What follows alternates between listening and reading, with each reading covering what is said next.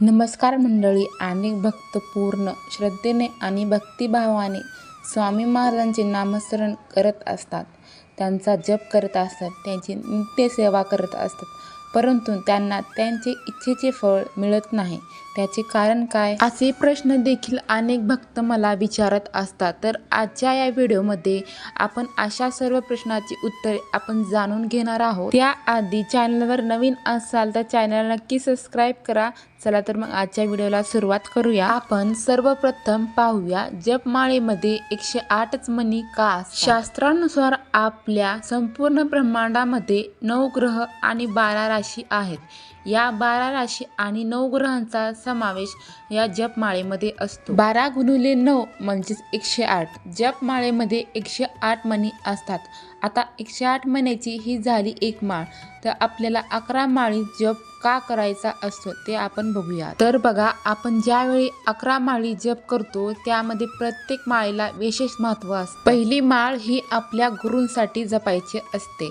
तुमचे गुरु कोणीही असो, पहिली माळ त्या गुरूंसाठी जपली जाते. दुसरी माळ ही आपल्या आईसाठी जपायची असते. तिसरी माळ आपल्या वडिलांसाठी जपायची असते. चौथी माळ पितरांसाठी जपली जाते. आपले पितृदोष नष्ट होऊन आपल्याला त्यांचा आशीर्वाद मिळावे यासाठी चौथी माळ जपली जाते. 5वी माळ ते 10वी माळ अशा 6 माळा आपल्याला शत्रुपासून आपले संरक्षण होण्यासाठी जपल्या जातात. शत्रू म्हणजे काय, तर आपल्या 6 शत्रू. हे 6 शत्रू कोणते, तर काम, क्रोध, मोह, लोभ, मद, मत्सर. 5वी माळ ही कामासाठी जपायची असते. 6वी माळ क्रोधासाठी जपायची असते. 7वी माळ मोहासाठी जपायची असते. 8वी माळ लोभासाठी जपायची असते. 9वी माळ मदासाठी जपायची असते. 10वी माळ मत्सरसाठी जपायची असते. हे 6 शत्रू आपल्याला धार्मिक कार्यात विघ्न आणत असतात आणि म्हणूनच त्याला शांत करण्यासाठी 5वी ते 10वी माळ जपणे खूप गरजेचे असते. आता सर्वात शेवटी म्हणजे 11वी माळ आपल्याला स्वतःसाठी जपायची असते. तर या सर्वांसाठी म्हणून आपल्याला 11 माळी जप करायचा असतो. जप करण्याची सुद्धा एक पद्धत असते. जपमाळेतील मण्यांना तर्जनीचा म्हणजेच अंगठ्यातील शेजारी पहिल्या बोटाचा व करंगळीचा स्पर्श होऊ द्यायचा नसतो. जपमाळेतील मेरुमणी ओलांडायचा नसतो. एक माळ झाल्यानंतर दुसरी माळ करताना तिथूनच उलट फिरवायचे असते. रोज जप करताना शक्यतो एकच स्थानावर आणि एकच आसनावर बसावे. जपमाळेचा स्पर्श जमिनीस होणार नाही याची तुम्ही काळजी घ्यावी. मंत्र जप अत्यंत एकाग्रतेने करावा. जप करण्यासाठी तुम्ही रुद्राक्ष, चंदन किंवा तुळशीची माळ वापरू शकता. जप हा नेहमी स्वामीच्या फोटो किंवा मूर्तीसमोर बसून करावा. जर तुमच्याकडे स्वामीचा फोटो किंवा मूर्ती नसेल तर स्वामीची प्रतिमा डोळ्यासमोर आणा आणि जपास सुरुवात करा. 11 माळी जपामध्ये आपल्या नशिबात नसलेल्या गोष्टी सुद्धा मिळवून देण्याची ताकद आहे. 11 माळी जपामुळे आपले मन एकाग्र होतं, डोकं शांत राहतं आणि चिंता, राग, मत्सर असे नकारात्मक विचार आपोआप दूर होतात. जप करताना जणू काही मनातला सगळा जडपणा हलका होतो. जिथे जप केला जातो तिथं सकारात्मक ऊर्जा तयार होते. त्यामुळे घरातील नकारात्मक ऊर्जा, वादविवाद, भांडणं यापासून मुक्ती मिळते. घरात एकीच वेळी प्रसन्न शांतता अनुभवायला मिळते. 11 माळी जपामुळे आरोग्यावर खूप चांगला परिणाम होतो. वारंवार आजारी पडणं कमी होतं आणि जुने आजारही हळूहळू दूर होतात. हा जप केल्यामुळे अनेक लोकांनी अनुभवलं आहे.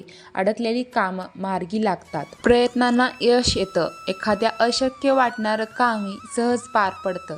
संकटातून मार्ग काढण्यासाठी आत्मबल आणि योग्य दिशा मिळते. नियतपणे मंत्र जप केल्याने आध्यात्मिक विकास होतो. 11 माळी मंत्र जप केल्यास जीवनात आर्थिक कार्यामध्ये यश मिळतं. आता आपण पाहूया सर्वात महत्त्वाचा प्रश्न, तो म्हणजे मी बऱ्याचदा दिवसापासून किंवा वर्षापासून स्वामीची सेवा करतो तरीही मला इच्छित फळ मिळत नाही, म्हणजेच माझ्या मनोकामना पूर्ण होत नाही. तुम्ही खूप दिवसापासून स्वामीची सेवा करताय, बरोबर आहे, पण तुम्ही किती कालावधीपासून मनापासून सेवा करताय यापेक्षा ती सेवा तुम्ही किती मनापासून करताय हे देखील खूप महत्त्वाचे आहे. दररोज फक्त देवपूजा केली, नामस्मरण केले, जप केला म्हणजे सेवा झाली का? याच्याबरोबरच दैनंदिन जीवनातील आपले आचार आणि विचार कसे आहेत तेही तितकेच महत्त्वाचे आहे. म्हणजेच आपले कर्म कसे आहेत, आपले इतरांशी कसं वागतो आणि इतरांच्या बद्दल आपण काय विचार करतो हे देखील स्वामी पाहत असतात. एकीकडे आपण मनोभावे स्वामीचे नामस्मरण करतोय, जप करतोय आणि दुसरीकडे इतरांशी भांडतोय आणि शिवीगाळ करतोय. लक्षात ठेवा, तिथेच आपले सेवा निष्फळ ठरते. मी सांगितल्याप्रमाणे 11 माळी जप करणे देखील तितकेच महत्त्वाचे आहे. जर तुम्ही रोज 1 माळ जप करत असाल तर ती नक्की कुणासाठी करताय? जर तुम्हाला पितृदोष असेल किंवा षष्ठीपू म्हणजेच आपल्यातील 6 शत्रूंचा दोष असेल तर 1 माळ जप करून हे सर्व दोष शांत होतील का? मग तुम्ही सांगा, तुमचे कार्य कसे मार्गी लागेल? आपले गेल्या जन्मातील असो किंवा या जन्मातील असो आपले कर्म कसे आहेत यावरती देखील आपले सेवेचे फळ अवलंबून असते. तर मी एवढंच सांगेन की निष्ठक होऊन पूर्ण श्रद्धेने भक्तिभावाने स्वामीची सेवा करा. दैनंदिन जीवनात आपले कर्म चांगले ठेवा. एखाद्याला मदत करताय तर ती निस्वार्थपणे करा. स्वामीवर विश्वास ठेवा. निस्वार्थपणे स्वामीची सेवा करा. तुमचे सेवेचे फळ तुम्हाला नक्की मिळेल. लक्षात ठेवा, स्वामी सदैव आपल्या सर्वांच्या पाठीशी आहे. तर मंडळी, कसा वाटला आजचा हा व्हिडिओ कमेंटमध्ये नक्की सांगा आणि चॅनलवर नवीन असाल तर चॅनलला नक्की सबस्क्राईब करा. श्री स्वामी समर्थ. जय जय स्वामी समर्थ.